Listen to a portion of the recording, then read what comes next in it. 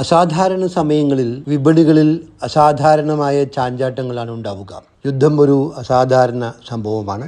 ലോകത്തിലെ crude oil ഉൽപ്പാദനത്തിൻ്റെ വലിയ ഭാഗം വരുന്ന പശ്ചിമേഷ്യയാണ് യുദ്ധഭൂമിക എങ്കിൽ ക്രൂഡ് ഓയിൽ വിലകളിൽ അത്ഭുതപ്പെടുത്തുന്ന ചാഞ്ചാട്ടങ്ങളാണ് ഉണ്ടാവുക.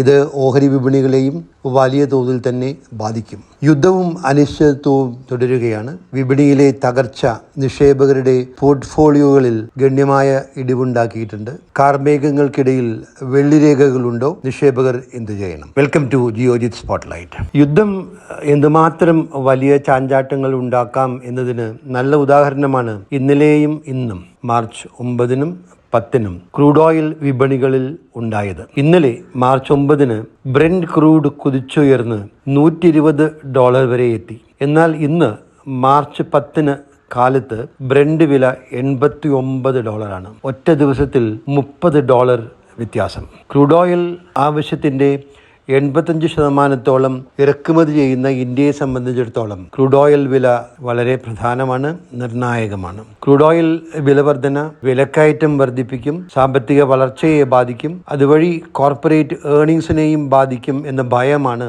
ഓഹരി വിപണികളിൽ പ്രതിഫലിക്കുന്നത്. കഴിഞ്ഞ ആഴ്ചത്തെ വീഡിയോയിൽ പറഞ്ഞത് പ്രധാനമായും 4 കാര്യങ്ങളാണ്. ഒന്ന്, ജിയോ പൊളിറ്റിക്കൽ ഡെവലപ്മെന്റ്സ് വിപണിയെ ബാധിക്കുന്നത് താൽക്കാലികം മാത്രമായിരിക്കും. 2, അതുകൊണ്ട് ഭയന്ന് നിക്ഷേപം വിറ്റ് മാറാതിരിക്കുക. 3, മ്യൂച്വൽ ഫണ്ട് സിപ്പുകൾ സിസ്റ്റമാറ്റിക് ഇൻവെസ്റ്റ്മെന്റ് പ്ലാൻസ് ഒരിക്കലും നിർത്താതിരിക്കുക, പറ്റുമെങ്കിൽ തുക വർദ്ധിപ്പിക്കുക. 4, റിസ്ക് ആപ്പിറ്റൈറ്റ് ഉള്ള നിക്ഷേപകർ ഹൈ ക്വാളിറ്റി ഓഹരികൾ ഘട്ടം ഘട്ടമായി വാങ്ങുന്ന കാര്യം പരിഗണിക്കുക. പറയുന്നത് ക്രൂഡ് ഓയിൽ വില ഉയർന്ന നിലയിൽ തന്നെ തുടർന്നാൽ വിലക്കയറ്റം വർദ്ധിപ്പിക്കും, സാമ്പത്തിക വളർച്ചയെ ബാധിക്കും, കോർപ്പറേറ്റ് ഏർണിങ്സിനെ ബാധിക്കും. എന്നാൽ ഇത് സംഭവിച്ചോളണമെന്നില്ല.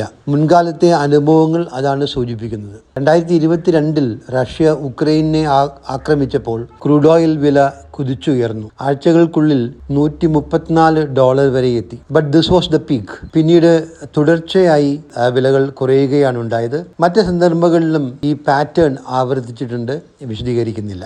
ഈ അനുഭവങ്ങളുടെ പശ്ചാത്തലത്തിൽ ചിന്തിച്ചാൽ ക്രൂഡ് ഓയിൽ വിലയിൽ ഇനി വലിയ കുതിപ്പിന് സാധ്യതയില്ല. യുദ്ധമാണ്, പ്രവചനം ബുദ്ധിമുട്ടാണ്, എങ്കിലും ഇതിനാണ് സാധ്യത. ക്രൂഡ് ഓയിൽ വിലയിൽ ഉണ്ടായിട്ടുള്ള കുതിപ്പ് നീണ്ടുനിന്നില്ലെങ്കിൽ ഇന്ത്യൻ ഇക്കോണമിക്ക് താങ്ങാവുന്നതേയുള്ളൂ. അതുകൊണ്ട് 2027 ഫൈനാൻഷ്യൽ ഇയർ 27 സാമ്പത്തിക വളർച്ചയെയും കോർപ്പറേറ്റ് ഏർണിങ്സിനെയും ഇത് ഗണ്യമായി ബാധിക്കാൻ ഇടയില്ലെന്ന് ചുരുക്കി പറയാം. അതുകൊണ്ട് നിക്ഷേപം തുടരുക. റിസ്ക് ആപ്പിറ്റൈറ്റ് കൂടുതലുള്ള നിക്ഷേപകർ ഈ തകർച്ചയെ, ഈ പ്രതിസന്ധിയെ അവസരമായി മാറ്റുക. പ്രത്യേകിച്ച് ബാങ്കിങ്, ഫൈനാൻഷ്യൽസ് പൊതുവെ, പെർട്ടിക്കുലർലി ബാങ്കിങ്, ഓട്ടോമൊബൈൽസ് തുടങ്ങിയ മേഖലകളിൽ ബ്ലൂ ചിപ്പ് ഓഹരികൾ വാങ്ങാനുള്ള അവസരമായി ഈ പ്രതിസന്ധിയെ മാറ്റുക. ഫാർമസ്യൂട്ടിക്കൽസ്, ഡിഫൻസ് എന്നീ മേഖലകൾ ശക്തമായി തന്നെ തുടരും. ഒരു കാര്യം പ്രത്യേകം പറയട്ടെ, ഇത് മ്യൂച്വൽ ഫണ്ട് നിക്ഷേപങ്ങളെ കുറിച്ചാണ്. മ്യൂച്വൽ ഫണ്ട് നിക്ഷേപത്തിൽ നിന്ന്, പ്രത്യേകിച്ച് SIPയിൽ നിന്നുള്ള റിട്ടേൺസ്, കഴിഞ്ഞ 5 വർഷക്കാലത്തെ mutual fund SIP returns, average returns ഇപ്രകാരമാണ്. Large cap 10.6%, mid cap 15.31%, small cap 12.73%, large and mid cap 13.24%, flexi cap 11.38%, value fund 13.78%. ഇത് ആവറേജ് റിട്ടേൺസ് ആണ് എന്ന കാര്യം ഓർക്കുക.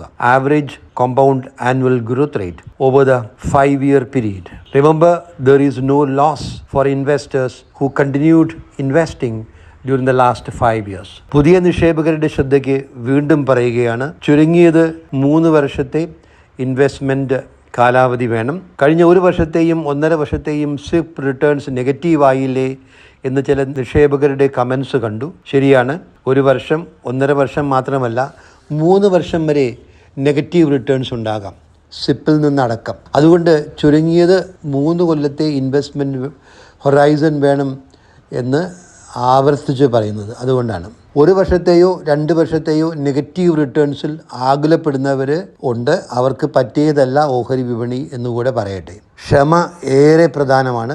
ഇപ്പോഴത്തേത് ക്ഷമ പരീക്ഷിക്കുന്ന സമയമാണ്.